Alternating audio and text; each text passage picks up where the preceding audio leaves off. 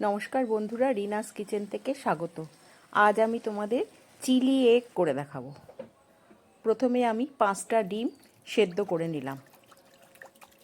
এই জল দিয়ে প্রায় 8-10 মিনিট আমি ঢাকা দিয়ে রেখে দেবো সেদ্ধ করার জন্য। এবার আমি ডিম সেদ্ধ হয়ে গিয়ে আমি খোসাগুলো ছাড়িয়ে নিয়েছি। এবার আমি দুভাগ করে কেটে নিলাম মাঝখান থেকে।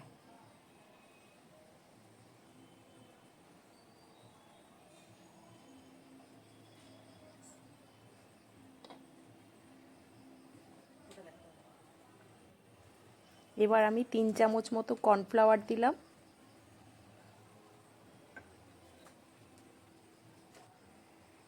গোলমরিচের গুঁড়ো দিলাম প্রায় 1/2 চামচ মতো, আর পরিমাণ মতো নুন দিলাম।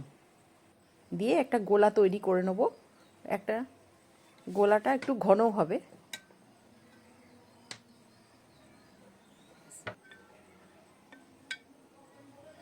ঘন না হলে ডিমগুলো ছেড়ে যাবে। ডিমের উপরেই আমি কোটিং করার জন্য এই গোলাটা তৈরি করেছি।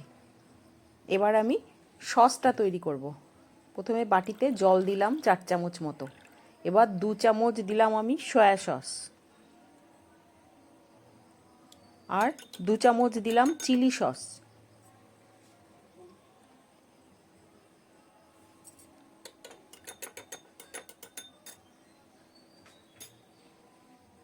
আর প্রায় 3 চামচ মতো আমি দিলাম টমেটো সস।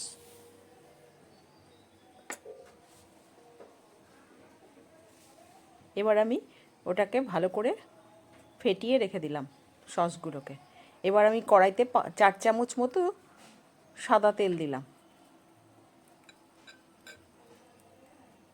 এবার ডিমগুলোকে কোটিং করে নেবো আমি গোলায় চুবিয়ে।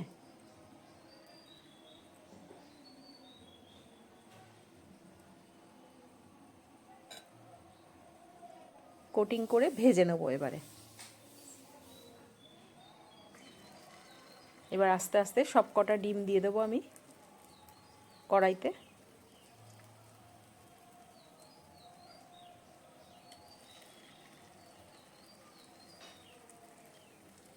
খুব একটা কড়া করে ভাজতে হবে না, হালকা ভাজলেই চলবে।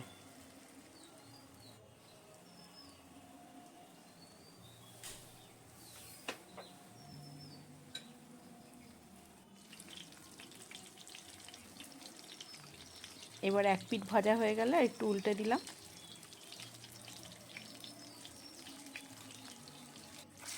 মিনিট 2-এর মধ্যেই ভাজা হয়ে যাবে। এবার ডিমগুলো তুলে নিলাম।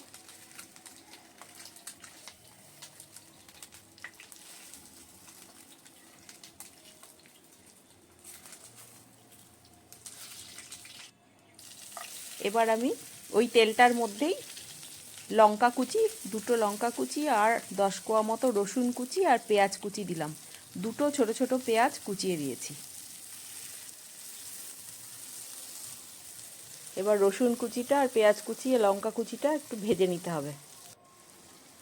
এবার আমি কিউব করে কেটে রেখেছিলাম প্রায় 3টে পেঁয়াজ, সেটা আর ক্যাপসিকাম কেটেছিলাম একটা বড় একটা, সবই কিউব করে কাটা, আর টমেটো একটা বড় টমেটো কিউব করে কেটে রেখেছিলাম। এবার সেটা দিয়ে ভালো করে নাড়তে হবে।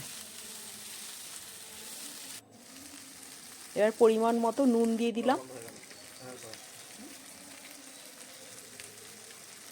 আর সামান্য চিনি দিলাম প্রায় 1/2 চামচ মতো। এবার কিছুক্ষণ ভাজার পর এবার আমি সসটা দিয়ে দিলাম যেটা তৈরি করে রেখেছিলাম।